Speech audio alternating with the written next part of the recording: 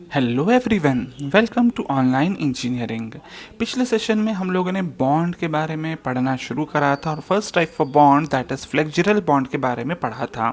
इस सेशन में जैसा कि टॉपिक दिख रहा है, हम लोग पढ़ने वाले अबाउट द एंकरेज बॉन्ड, या फिर इसी को बोलते थे हम लोग एज अ डेवलपमेंट बॉन्ड। अच्छा, जहाँ ये वर्ड आ रहा है दैट इज़ एंकरेज, तो आपके दिमाग में आया होगा पहला वर्ड दैट इज़ एंकर। ये एंकर बिल्कुल वही वाला एंकर जो आपने मूवीज़ में देखा है।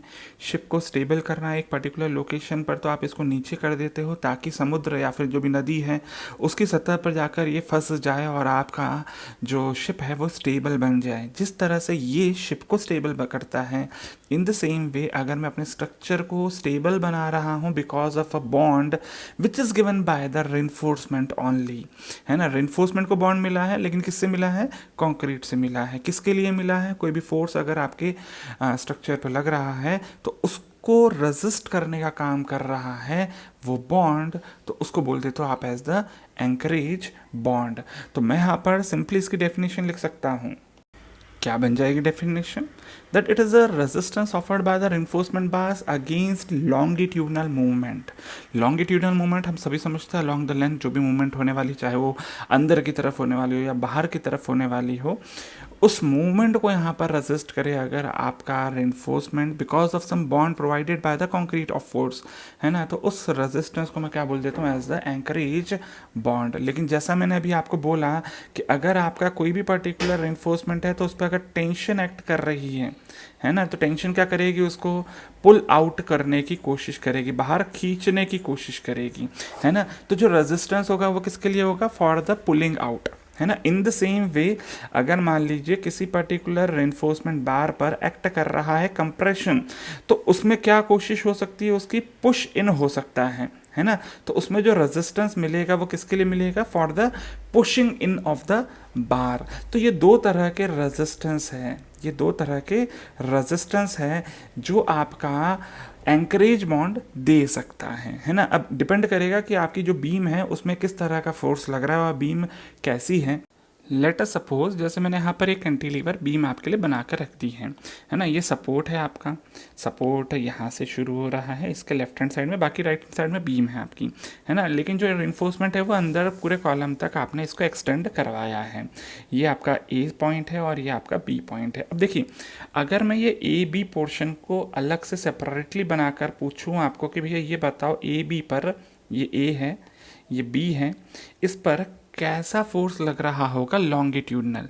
तो ऑब्वियस सी बात है, देखिए जब भी इस पर कुछ लोड लगेगा in the downward direction, downward direction मतलब ये कुछ आपकी बीम पर इस डायरेक्शन में लोड लगा, तो इसके कारण होगा क्या कि भैया ये बीम बेंड करना चाहेगी इस डायरेक्शन में, ठीक है। बीम बेंड करके बाहर निकलना चाहेगी, यस और नो। तो अगर ये बाहर निकलना चाह रही है दैट मीन्स क्या होगा कि यहाँ पर आपके ए पॉइंट पे कुछ इस तरह का लॉन्गिट्यूडनल फोर्स लग रहा होगा टी, वो उसको मैं लिख देता हूँ एज अ टेंशन। हाँ, इस टी को रेजिस्ट करने के लिए आपका जो कॉलम है या फिर सपोर्ट बोल देते हो आप इसी को, ये रेजिस्टेंस देगा कुछ इस डायरेक्शन में, in the opposite direction, yes और नो। तो ये जो पर्टिकुलर रेजिस्टेंस है इसको आप क्या बोल देते हो? As the anchorage bond. इसको क्या बोल दिया आपने? As the anchorage bond. अच्छा, ये जो पर्टिकुलर रेजिस्टेंस है, ये रेजिस्टेंस भी अलोंग द लेंथ, पूरे के पूरे लेंथ में ये कांस्टेंट नहीं रहेगा। ये कैसा रहेगा? ये वेरी करता रहता है ना। तो ये वेरिएशन कुछ इसका इस तरह से रहता है, मतलब मैक्सिमम जो बॉन्ड रेजिस्टेंस है वो आएगा near the edge of the support. बाकी अंदर जाते जाते धीरे धीरे ये जो आपका स्ट्रेस है वो धीरे धीरे कम होता जाएगा।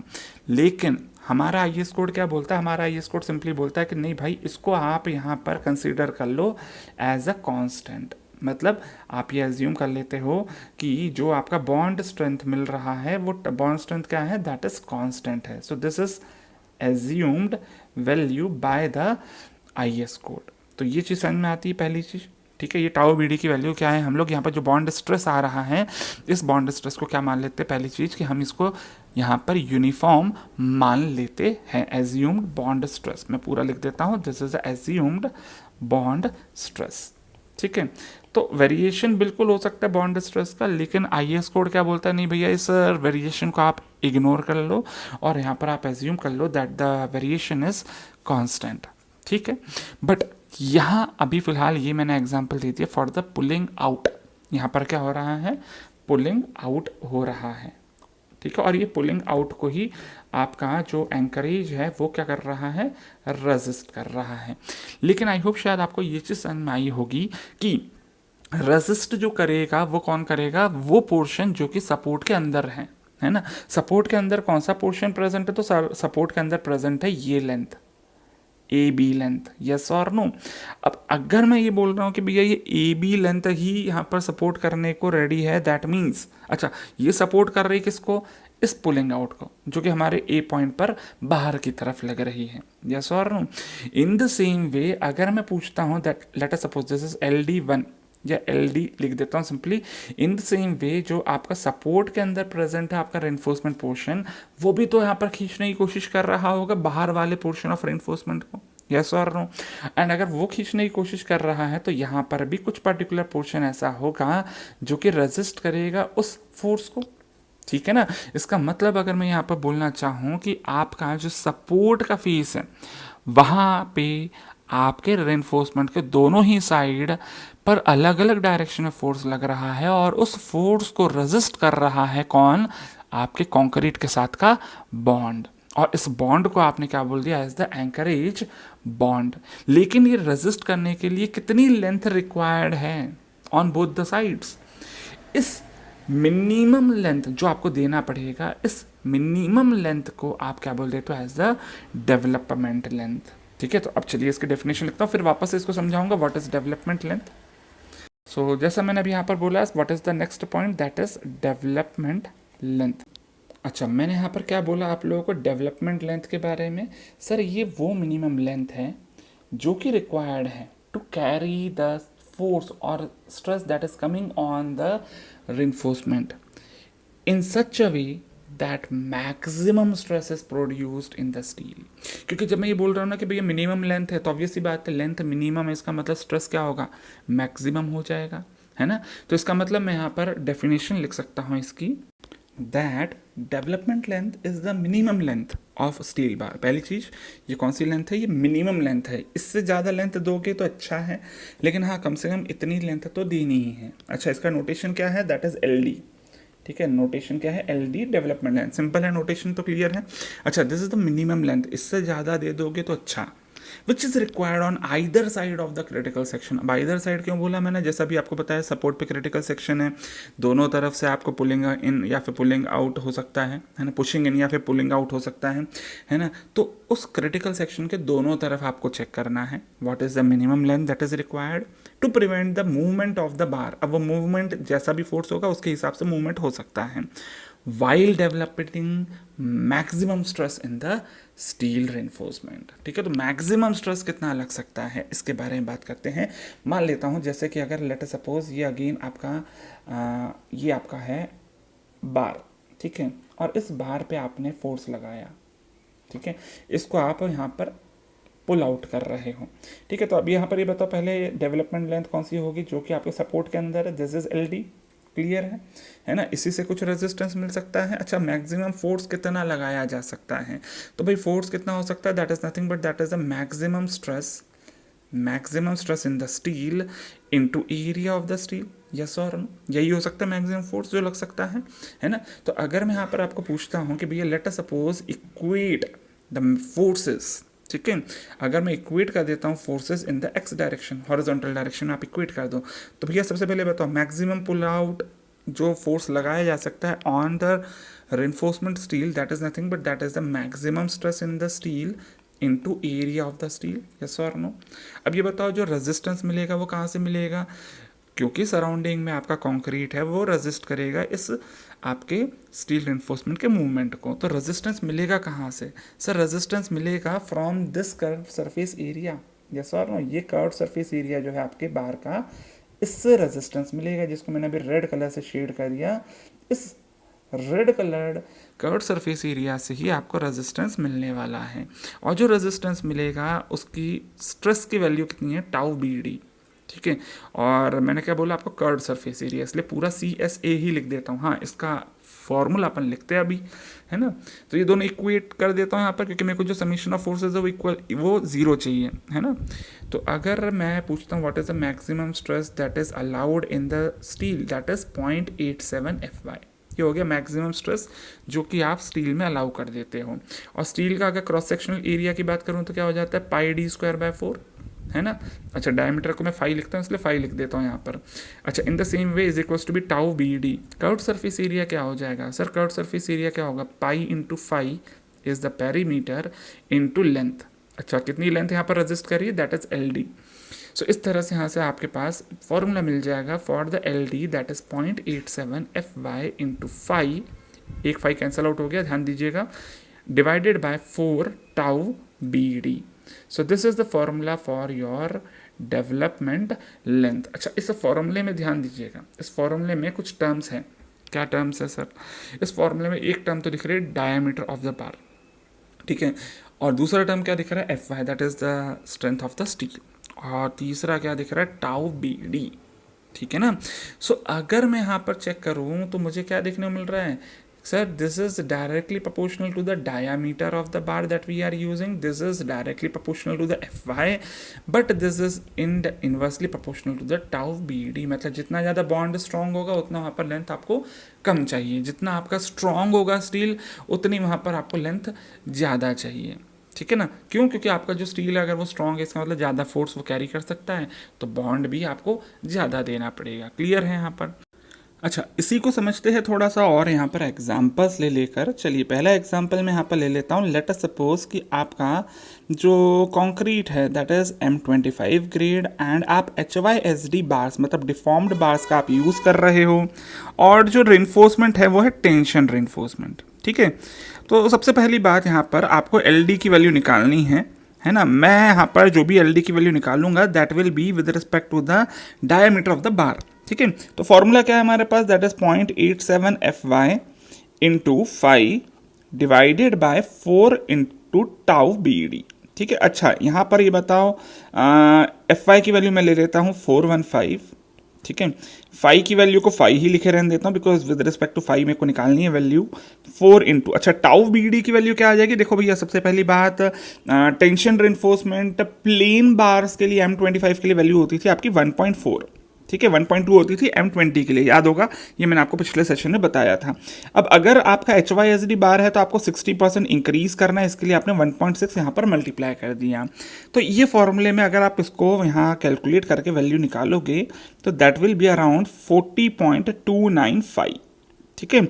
अब देखो, जो आप 5 की बात कर रहे हो diameter of the bar, diameter of the बार क्या होता है भैया, 8 mm का ले लेते हो, कभी 10 mm का ले लेते हो, 16 mm का ले लेते हो, आप 20 mm का बार ले लेते हो, 25 mm का बार ले लेते हो, है ना। लेट अस सपोज मैं अगर यहाँ पर छोटे से छोटा भी अगर मान लेता हूँ 5 की वैल्यू मैं यहाँ पर 10 mm ले लूँ, तो ये बताओ LD की वैल्यू क्या हो जाएगी, LD की वैल्यू हो जाएगी सर इस केस में 403 mm, यस और नो। अब ये मेरे को बताओगे जरा, क्या जो बीम है उस का सपोर्ट क्या है, दैट इज कॉलम। क्या कॉलम की साइज सच में 40 सेंटीमीटर की होती है, हो भी सकती है बट बहुत रेयर केस में, और अगर ऐसा हो रहा है इसका मतलब कि जो आपका बार है उस बार की साइज भी ज़्यादा होगी, क्योंकि अगर बड़ा कॉलम है इसका मतलब लोड ज़्यादा आ रहा होगा, लोड ज़्यादा मतलब बड़ा साइज का बार यूज़ करना पड़ेगा। तो ये जो 403 mm बोल रहा हूँ ये आपके कॉलम की विड्थ जनरली नहीं होती है ना। अच्छा चलिए, ये तो होगी पहली बात, एक एग्जांपल लिया, ना समझ में आए तो भी कोई दिक्कत नहीं है क्योंकि अभी और एग्जांपल लेकर देखते हैं हम लोग। चलिए, लेट अस सपोज आपने M25 ही यूज करा है और HYSD बार यूज कर रहे हो, लेकिन अब जो बार है that is in the compression. Bar कैसा है, that is in the compression, ठीक है। तो अब यहां पर LD की वैल्यू क्या हो जाएगी, देखो जरा 0.87 FY की वैल्यू है 415, 5 को 5 ही लिखे रहने देता हूं, divided by 4 times of tau BD। अब देखो M25 के लिए वैल्यू होती है अपनी 1.4 फॉर द प्लेन बार, लेकिन 1.6 मल्टीप्लाई करोगे फॉर द HYSD, और क्योंकि कंप्रेशन है तो 25% और बढ़ाते हो आपने टाउ BD की वैल्यू को, है ना। तो इससे कैलकुलेट करके वैल्यू आ जाएगी अराउंड 32.235, ठीक है। तो एक चीज तो यहां से क्या समझ में आ रही है, इन दोनों को कंपेयर करके दोनों में डिफरेंस क्या था, डिफरेंस ये था सर, इधर था टेंशन और इधर था कंप्रेशन, है ना।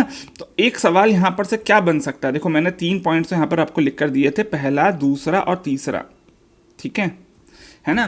तो अब 3 पॉइंट्स तो यहां पर क्लियर हो गए कि भैया डेवलपमेंट लेंथ को अफेक्ट करने वाले 3 पॉइंट्स आपके फॉर्मूले में ही दिए हैं, ठीक है। अच्छा, चौथा पॉइंट यहां पर क्या समझ में आया आपको, चौथा पॉइंट क्या समझ में आया, फोर्थ पॉइंट समझ में आया सर, ये टाउ बी डी है ना, टाउ बी डी को अफेक्ट करने वाला एक फैक्टर दिख रहा है यहाँ पर हमारे पास एफ सी के, है ना। तो इसका मतलब कि जितना एफ सी के बढ़ेगा उतना टाउ बी डी बढ़ता था, यस और नो। सो इसका मतलब कि डेवलपमेंट लेंथ अगर एफ सी के ज़्यादा होगा तो वो और बढ़ेगा, सॉरी और कम हो जाएगा। अच्छा, इसके अलावा नेक्स्ट पॉइंट यहाँ पर क्या देखा हमने कि भैया जो आपका कंप्रेशन और टेंशन है, कंप्रेशन और टेंशन भी अफेक्ट करता था टाउ बी डी को, और डेवलपमेंट लेंथ आपके टेंशन वाली ज़्यादा है कि डेवलपमेंट लेंथ आपके कंप्रेशन वाली ज़्यादा है। चलो अब इसको कंपेयर करके बताओ। तो वो तो मैंने यहाँ पर आपको बता ही दिया कि भैया देखो कंप्रेशन में 32.235 आ रहा है और टेंशन में 40 टाइम्स आ रहा है। इसका मतलब क्या, टेंशन वाला जो डेवलपमेंट लेंथ रिक्वायर्ड है दैट इज मोर, ठीक है। तो this is one more point. अच्छा, इसके अलावा अगर यहाँ पर और कंपैरिजन पूछूं तो भैया ये बताओ दोनों में डिफरेंस क्या है, एल डी इन टेंशन और एल डी इन कंप्रेशन, है ना। इन दोनों में अगर मैं रिलेशन पूछता हूं तो क्या देखने को मिल रहा है कि जो आपका कंप्रेशन उसमें अगर 1.25 मल्टीप्लाई कर दोगे लेंथ में तो आपको लेंथ फॉर टेंशन मिल रही है, यस और नो। मतलब 32.23 में 1.25 मल्टीप्लाई करना पड़ेगा, यस और नो। इसमें क्या लिख दूंगा यहाँ पर formula, that is 1.25 times of the length of development length in compression. Clear है। तो ये 1.25 कहाँ से आया, आई होप शायद बात क्लियर है ना। इन द सेम वे एक और चीज क्या लिखी जा सकती है, that development length for the plane बार ज्यादा होगा कि development length for the HYSD बार ज्यादा होगा। सर HYSD बार्स में क्या है, टाउ बी डी की वैल्यू ज्यादा हो जाती है तो जो लेंथ है वो क्या आएगी, कम आएगी। इसका मतलब कि यहां पर मल्टीप्लाई करना पड़ेगा 1.6, जो HYSD बार की जो लेंथ होगी वो क्या होगी, कम होगी, ठीक है। ये सिंपल सी बात है, क्यों, क्योंकि सर HYSD बार्स में रेजिस्टेंस ज्यादा मिलेगा और अगर ज्यादा रेजिस्टेंस मिल रहा है तो कम लेंथ में भी आपका काम बन जाएगा, ठीक है ना। सो दिस इज अगेन ये वो पॉइंट्स है जो कि आपके ऑब्जेक्टिव एग्जाम्स में पूछे जा सकते हैं, क्योंकि हम लोग जब कभी आप थ्योरी पढ़ते हैं ना तो हमें ये चीज समझ में नहीं आती कि यार यहाँ पर से क्वेश्चन बन कैसे सकते हैं, और जब सच में क्वेश्चन आ जाते हैं ना तो हम लोग सकपका जाते हैं कि अरे यार ऐसा क्वेश्चन तो हमको सर ने बताया नहीं। भाई सर ने फॉर्मूला बताया था आपको, वो फॉर्मूले को अप्लाई करने का काम आपका होता है। हाँ सर यहाँ पर या टीचर जो है वो आपका साथ क्या कर सकते हैं, आपको ये करवा सकते हैं कि भैया आपको पूरा थ्योरी कंसेप्ट समझा दिए और साथ में आपको क्वेश्चंस भी करके बताए, वैसे क्वेश्चंस जो कि आपके एग्जाम में आ सकते हैं, तो थोड़ा सा क्या दिमाग खुल जाता है ना। अब अभी फिलहाल मैं क्वेश्चंस तो ये छोटे छोटे लेवल के नहीं करवा रहा, लेकिन हाँ ये कंसेप्ट आपको अपना दिमाग चलाने में काम करते हैं। खैर चलिए ठीक है, ये तो हुई पहली बात अबाउट द डेवलपमेंट लेंथ।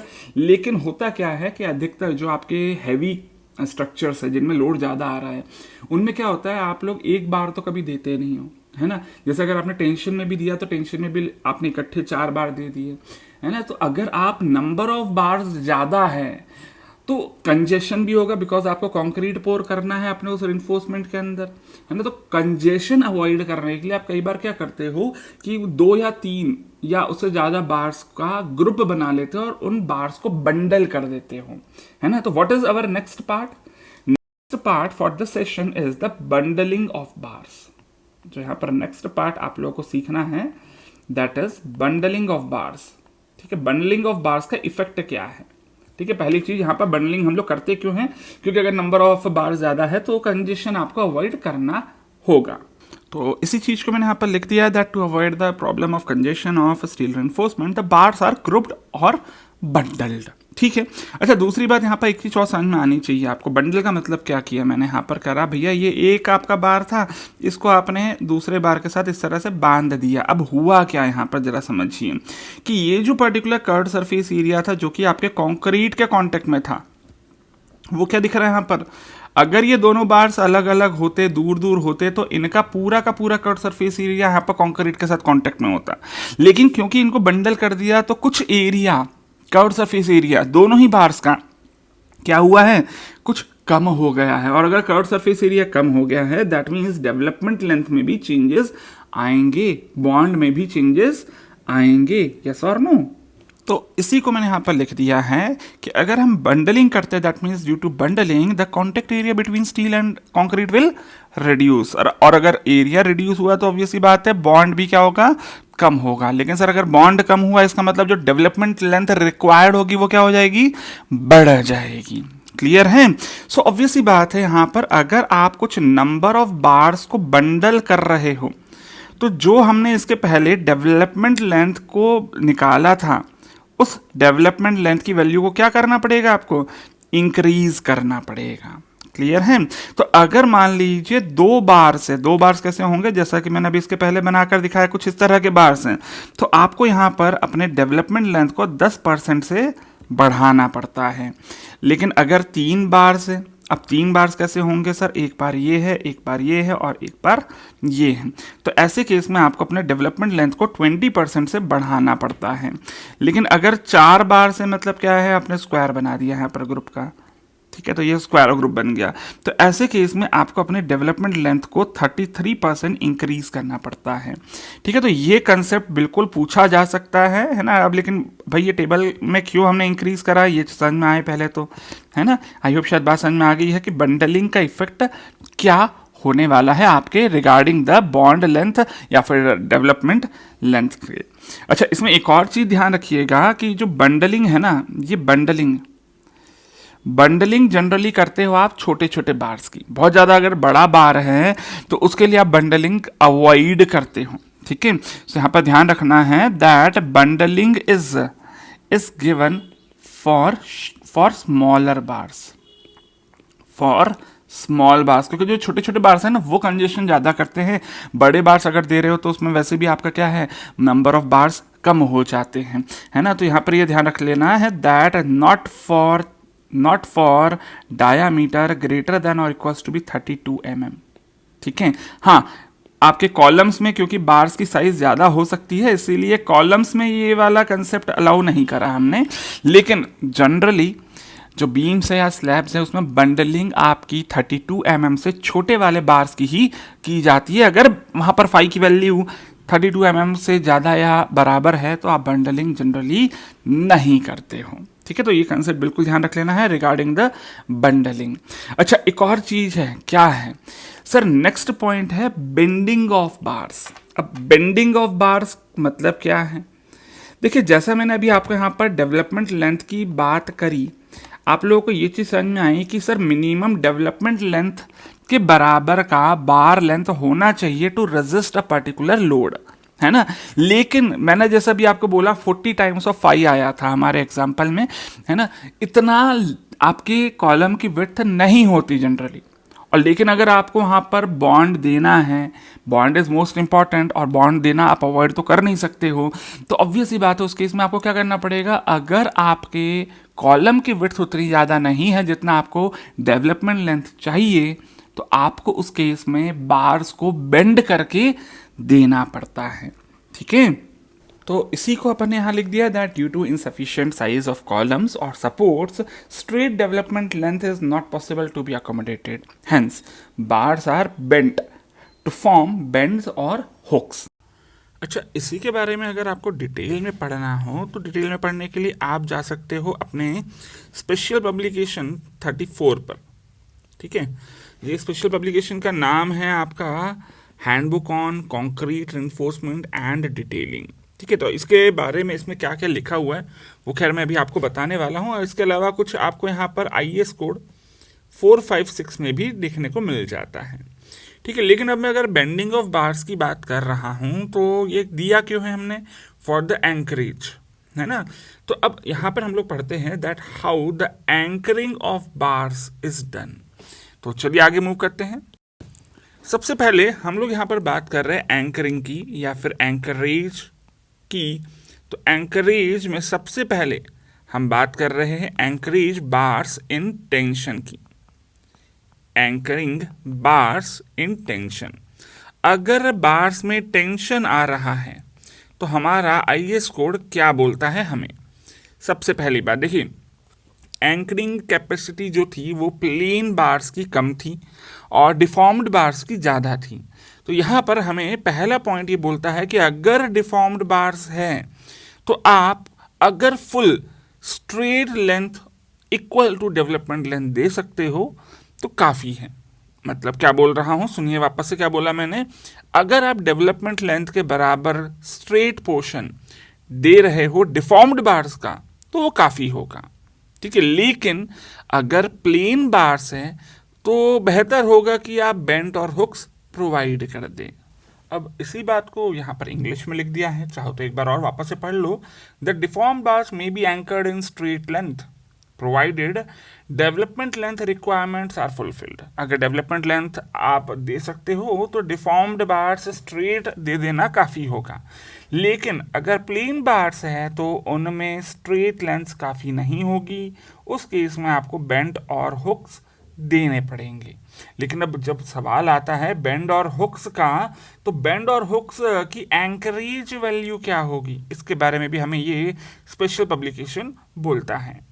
अब देखिए क्या बोलता है, तो यहाँ पर पहला पॉइंट लिखा हुआ है कि अगर मैं बेंड्स की बात कर रहा हूँ तो एंकरेज वैल्यू हर 45 डिग्री बेंड के लिए 4 टाइम्स द डायमीटर लेनी चाहिए। अब इसका मतलब क्या है, इसका मतलब सिंपल सा है कि लेट अस सपोज अगर 45 डिग्री का बेंड दिया है तो उसमें एंकरेज वैल्यू क्या हो जाएगी, 4 टाइम्स ऑफ द डायमीटर। अगर 90 डिग्री का बेंड होगा तो 90 डिग्री का बेंड है अगर, तो उसमें ये डबल हो जाएगी, वैल्यू कितनी हो जाएगी 85। अगर 135 डिग्री का बेंड है तो उस केस में वैल्यू हो जाएगी कितनी, दैट विल बी 12.5। और अगर मान लीजिए 180 डिग्री का बेंड है तो ये वैल्यू हो जाएगी 16.5। अच्छा, यहाँ पर बोल दिया है हमें कि भाई मैक्सिमम वैल्यू जो होगी वो 16.5 से ज़्यादा नहीं होनी चाहिए। इसका मतलब जो बेंड माना जाता है वो 180 डिग्री, ये मैक्सिमम एंगल है किसी को बेंड बुलाने का, ठीक है। अच्छा, इसके अलावा हुक्स की भी बात कर रहा है। हुक्स मतलब क्या है, यू टाइप हुक, ठीक है। तो जो स्टैंडर्ड हुक है, वो जो स्टैंडर्ड हुक है वो क्या है, यू टाइप हुक है, और उसके लिए जो एंकरेज वैल्यू ली जाती है वो कितनी ली जाती है, 16 टाइम्स ऑफ द डायामीटर, ठीक है। अच्छा, इन बेंड और हुक्स के बारे में कुछ और स्पेसिफिकेशंस भी है जो कि ज़्यादा बेहतर रूप से क्लियर होते हैं इस पर्टिकुलर डायग्राम को देखकर। जैसे कि अगर मैं यहाँ पर एक स्टैंडर्ड 90 डिग्री बेंड की बात करता हूँ तो देखिए यहाँ पर ये 90 डिग्री का बेंड हुआ है। अच्छा, कैसे कैलकुलेट करा ये 90 डिग्री, तो देखिए पहले यहाँ पर डायरेक्शन ये थी, ठीक है ना, बाद में डायरेक्शन क्या देखने को मिल रही है, वो ये है। तो दोनों के बीच में ये जो एंगल है दिस इज 90 डिग्री, ठीक है, this angle is 90 degree. In the same way अगर देखेंगे यहाँ पर पहले डायरेक्शन ये थी, ठीक है, और बाद में यहाँ पर बेंड होने के बाद डायरेक्शन ये है, तो ये दोनों ही एरोज के बीच में एंगल कितना है, दैट इज 180 डिग्री, है ना। तो जो अगर मैं हुक की बात कर रहा हूँ तो 180 डिग्री का बेंड होता है। ये चीज़ तो चलिए क्लियर होती है। अच्छा, ये मार्किंग्स को हटा देता हूँ यहाँ पर। बट इसी के अलावा यहाँ पर इंपॉर्टेंट बात क्या है नोट करने वाली, वो ये है कि जो रेडियस ऑफ बेंड है, रेडियस ऑफ बेंड जो दिख रहा है वो k इंटू 5 लिया जाता है, ठीक है। k इंटू 5 मतलब जिसमें k जो है वो कांस्टेंट है, और k की वैल्यू कितनी दी जाती है, अगर मैं यहाँ पर देखता हूँ तो k की वैल्यू होती है माइल्ड स्टील के लिए 2 और कोल्ड वर्क्ड स्टील के लिए वैल्यू ली जाती है 4, ठीक है। तो ये बात भी यहाँ पर पूछी जा सकती है आपकी एग्जाम में, है ना, कि k की वैल्यू क्या होती है या फिर आपका रेडियस कितना होगा, यहाँ पर पूछा जा सकता है। और इसी के अलावा ये भी बात ध्यान रखिएगा कि बेंड कंप्लीट होने के बाद, मतलब कर्व कंप्लीट होने के बाद आपको यहाँ पर देना पड़ता है 4 टाइम्स ऑफ द 5, मतलब 4-5 लेंथ आप यहाँ पर स्ट्रेट प्रोवाइड करते हो इवन आफ्टर द कर्व, चाहे वो आपका बेंड हो जाए, बेंड के बाद भी दिख रहा है यहाँ पर 4-5, और इवन अगर हुक की भी बात कर रहे हैं तो भी वहाँ पर 4-5 मिनिमम स्ट्रेट पोर्शन आपको देना चाहिए। तो देखिए यहाँ पर मैंने क्या देखा कि ये एसपी में 2 पॉइंट्स तो लिखे हुए थे, ठीक है, लेकिन इसके अलावा यहाँ पर रेडियस क्या होगा, इसके अलावा स्ट्रेट पोर्शन कितना देना चाहिए, ये बातें आपको सिर्फ और सिर्फ डायग्राम में देखने को मिलती है। लेकिन हाँ भाई, अभी यहाँ पर आपको समझ में आया होगा कि रेडियस भी पूछा जा सकता है, ठीक है। हो सकता है आपको कभी वो स्ट्रेट पोर्शन की लेंथ पूछ ले, तो एग्जाम में, हमारे एग्जाम में सच में क्वेश्चन कैसा आएगा ये नहीं पता, इसलिए डायग्राम को भी याद रखिएगा। और बाकी जो हमारे SP 34 में लिखा हुआ है वो भी मैंने यहाँ पर आपको 2 पॉइंट्स दे दिए हैं। बट ये बात का ध्यान रखिएगा, this is for the first portion that is anchoring bars in the tension. जरूरी नहीं है हर बार हमारे बार जो हो वो टेंशन में ही हो सकता है कंप्रेशन में हो। तो कंप्रेशन के बारे में हमारा SP 34 क्या बोलता है, तो यहाँ पर कंप्रेशन में अगर कोई भी बार है तो उसकी एंकरेज लेंथ, हमारा पहला पॉइंट तो बोलता है कि जो भी स्ट्रेट बार है उसकी लेंथ मिनिमम डेवलपमेंट लेंथ के बराबर होनी चाहिए। अब डेवलपमेंट लेंथ कौन से फॉर्मूले से निकालोगे, वो वही फॉर्मूला जो मैंने इसके पहले आप लोगों को बताया, that is 0.87 FI in divided by 4 times of tau B D. अच्छा, यहाँ पर जो टाउ बी डी की वैल्यू थी वो कंप्रेशन में चेंज हो जाती थी, वो आप लोगों को मैंने बताया कि भैया आपको 25% ज़्यादा लेना पड़ता है, और अगर एच वाई एस डी है तो 60% आपको वैल्यू ज़्यादा लेनी पड़ती है। तो ये पहला पॉइंट था। कंप्रेशन में कुछ बहुत ज़्यादा ऐसा स्पेसिफिक नहीं है जिसको याद रखना है इस पर्टिकुलर पॉइंट में, बट हाँ, जो दूसरा पॉइंट है वो बिल्कुल आप लोगों को याद रखना है। वो क्या बोलता है कि भैया प्रोजेक्टेड लेंथ है, बेंड अगर दिए हैं आपने तो बेंड की टोटल लेंथ नहीं लेनी है आपको क्या लेना है, सिर्फ प्रोजेक्टेड लेंथ लेनी है। इसी को अगर लिख दे तो यहां पर बोलता हूं मैं that if bends and hooks are provided then only projected length of the bent portion should be considered for development length। अब इसका मतलब क्या है, थोड़ा सा यहाँ पर डायग्राम से भी समझते हैं। देखिए भैया, यहाँ पर ये डायग्राम दिख रहा है सामने, इसको थोड़ा बड़ा करके दिखा देता हूँ। अब चाहे आपने यहाँ पर 90 डिग्री का बेंड दे दिया हो, लेकिन देखिए डेवलपमेंट लेंथ सिर्फ यहाँ से यहाँ तक की है, स्ट्रेट लेंथ। क्यों? क्योंकि अगर कंप्रेशन है तो ये बिल्कुल भी एंकरेज नहीं देने वाला, ऐसा हम यहाँ पर मान लेते। इवन लिखा भी हुआ है, देखिए SP34 का डायरेक्टली स्क्रीनशॉट है, जिसमें लिखा हुआ क्या है नोट में, that in compression hooks and bend are ineffective. In compression hooks and bends are ineffective and can not be used as anchorage. मतलब अगर आपने बेंड दे दिया हो तो भी यहाँ पर एलडी है सेम लेंथ, और इवन अगर आपने हुक दे दिया है तो भी वहाँ पर प्रोजेक्टेड लेंथ क्या हो जाएगी, सिर्फ ये लेंथ। ठीक है, मतलब अगर आप साइड से देखते हो तो सिर्फ आपको ये लेंथ दिखेगी, that will be the projected length. अगर आपने ऐसा कुछ बेंड दे दिया है तो भी उस केस में क्या हो जाएगा, यही होगा एल डी। ठीक है, और अगर आपने स्ट्रेट लेंथ दिया है तो स्ट्रेट लेंथ में भी आपका जो यहाँ पर डेवलपमेंट लेंथ है वो सेम रहेगा। तो आई होप शायद ये जो डायग्राम है और ये जो सेंटेंस है ये दोनों ही आपको समझ में आए होंगे। बिकॉज देखिए आपके एग्जाम में ये जो छोटे छोटे से पॉइंट्स लिख रहा हूँ ना, इन्हीं पॉइंट्स में से कहीं से आपको क्वेश्चन उठकर बनाकर वो दे देता है। ठीक है, तो जो नेक्स्ट पॉइंट है यहाँ पर, जो नेक्स्ट आपको एंकरिंग देनी है, that is of the shear reinforcement। तो what is next, that is the anchoring in shear reinforcement। अच्छा, इसमें भी बहुत ज़्यादा ऐसा कुछ नहीं है कि आपको तकलीफ हो समझने में। मैं कोशिश करूँगा सबसे शॉर्ट से शॉर्ट तरीके से ही आपको समझ में आ जाए, ज़्यादा आपको यहाँ पर ऐसा ना लगे यार कि यार ये क्या पढ़ा दिया है ना। तो खैर चलिए देखते हैं इसमें क्या बोलता है हमारा SP34। पहला जो पॉइंट है that is for the inclined bars, और इंक्लाइंड बार्स में भी अगर टेंशन जोन में प्रेजेंट है आपका इंक्लाइंड बार तो बोलता है that development length shall be calculated from the end of the sloping और इंक्लाइंड पोर्शन। सिंपली ये बता रहा है कि भैया डेवलपमेंट लेंथ आपको कहाँ से कैलकुलेट करनी है। पहला केस है, अगर आपका जो इंक्लाइंड बार है वो कहाँ है, इन द टेंशन जोन। देखिए यहाँ पर डायग्राम में ये टेंशन जोन में प्रेजेंट है, नीचे है ना। तो आपको यहाँ पर जहाँ पर भी ये स्लोपिंग या फिर इंक्लाइंड पोर्शन एंड हो रहा है वहां से कैलकुलेट करना है डेवलपमेंट लेंथ। और ये जो लेंथ है ये किससे ज़्यादा होनी चाहिए, आपकी एलडी से ज़्यादा होनी चाहिए।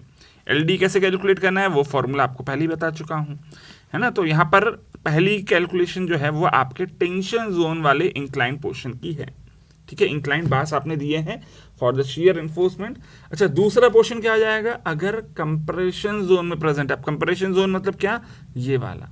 ठीक है, तो क्योंकि आप हमेशा क्या करते हो, अपने क्रिटिकल सेक्शन के दोनों ही तरफ चेक करते हो कि डेवलपमेंट लेंथ के बराबर आपने वहां पर लेंथ दी है कि नहीं, है ना। तो पहला पोर्शन क्या हो गया आपका, टेंशन जोन वाला। दूसरा पोर्शन क्या हो सकता है, देखो कंप्रेशन जोन ऊपर आता है, तो वहां पर कैलकुलेशन ऑफ डेवलपमेंट लेंथ कैसे करनी है, उसके लिए देखिए क्या बोलता है, that LD shall be calculated from the mid depth of the beam। Mid depth of the beam का मतलब क्या है, तो भैया उसके लिए ये डायग्राम देख लो फटाफट। देखो क्या बोलता है डायग्राम, कि आपकी मिड डेप्थ है यहाँ पॉइंट बी पर। ठीक है, ये ऊपर वाला पोर्शन क्या है आपका, ये ऊपर वाला पोर्शन कंप्रेशन वाला, नीचे वाला पोर्शन था आपका टेंशन वाला। तो टेंशन के लिए तो आपने यहाँ से लेकर यहाँ तक कैलकुलेट करा था, लेकिन अगर कंप्रेशन जोन है तो ये पॉइंट बी जो मिड डेप्थ है वहाँ से कैलकुलेट करोगे ये इवन इंक्लाइन पोर्शन भी और आपका बाद वाला हॉरिजॉन्टल पोर्शन भी। ठीक है, तो यहाँ पर दिख रहा है ये जो पर्टिकुलर पोर्शन है this should be more than LD। ठीक है, तो यहाँ पर इंक्लाइंड बार्स वाला पार्ट तो खत्म होता है, लेकिन हाँ सर shear reinforcement की बात कर रहे हो तो स्टिरप्स भी तो दिए जाते हैं, है ना। तो स्टिरप्स के लिए क्या बोलता है आपका SP34। देखो स्टिरप्स के लिए क्या बोलता है, स्टिरप्स के लिए बोलता है कि complete length, complete development length दे दी गई है, ये मैं मान लूंगा अगर आपने कर्व के बाद भी कुछ स्ट्रेट लेंथ दे दी है अपने बार की इन द स्टेरप्स की बात हो रही है।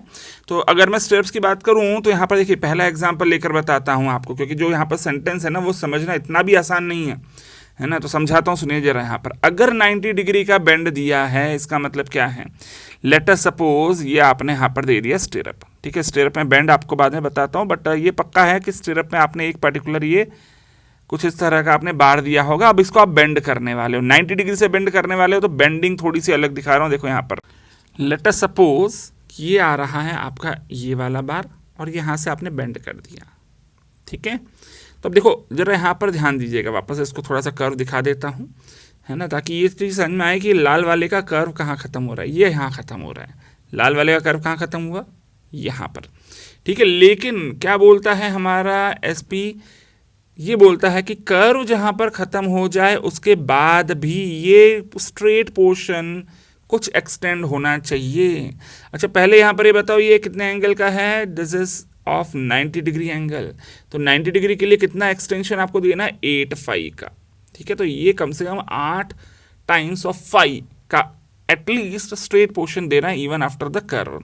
अच्छा ऐसा नहीं है कि सिर्फ यही वाला बेंड हुआ है, यहाँ से आने वाले को भी तो आपको बेंड करना है, ठीक है ना। तो यहाँ से इस डायरेक्शन में भी जो आ रहा है ये, इसको भी आप बेंड करोगे बाय, बेंड करने के बाद आप इसको एक्सटेंड करोगे बाय 8 फाई, ठीक है। अच्छा इन द सेम वे अगर मान लीजिए 135 डिग्री से आपने बेंड करा है, मतलब क्या है, late us suppose that this is your rectangle portion, ठीक है। अच्छा इसको बेंड करने वाले हो, तो बेंड करने वाले हैं तो सबसे पहला यहाँ से आपने बेंड करा, यहाँ आपका कर्व खत्म हो गया, ठीक है। 135 डिग्री से बेंड करना है, मतलब ये यहाँ से इस डायरेक्शन में जाएगा, ठीक है। इन द सेम वे देखिए ये यहाँ से आपने बेंड करा और ये इस डायरेक्शन में चला गया, ठीक है। लेकिन क्या बोला मैंने आपको यहाँ पर कि भैया स्ट्रेट पोर्शन भी कुछ देना है ना, कुछ स्ट्रेट पोर्शन भी देना है।